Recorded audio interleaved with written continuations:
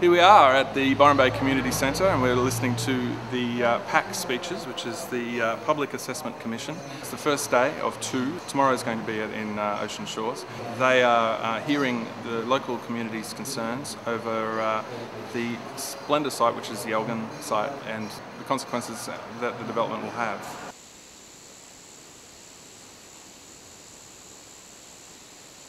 There's 131 speakers over 2 days, but everyone's been allotted 5 minutes, and people speaking have been very passionate with their and very well researched too about the reasons why that they are for and against. It's not about motherhood statements about how good festivals are for the area or how much we love the people when they come here. It's about that we can't provide for them a safe and secure environment, and that's all there is. I think it's got an amazing potential as a festival site.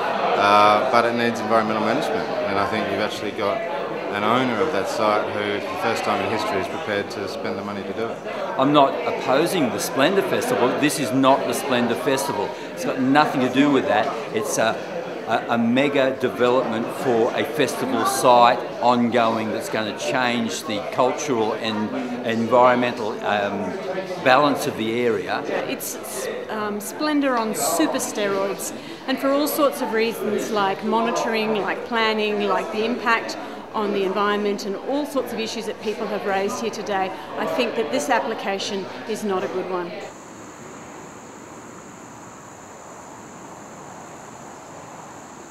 The approval that is proposed to be given by the Department of Planning is a 5-phase approach.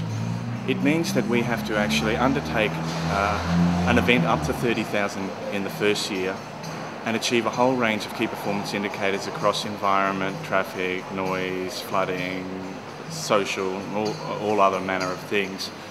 If it is deemed, once that report has been provided to the Department of Planning, that we have managed it in a professional and safe way, we will then be granted the opportunity to host an additional event the following year. And so the way it's been structured is such that it's phased over a period of 6 years, with the end result being that we would be allowed, if everything happened according to what we said was going to happen, to have one festival up to 50,000. We would be able to have 3 other festivals, but they would be at smaller capacities over a maximum of 12 days for those 4 events. Yeah, here we are. That photo was taken before we put the kitchen in.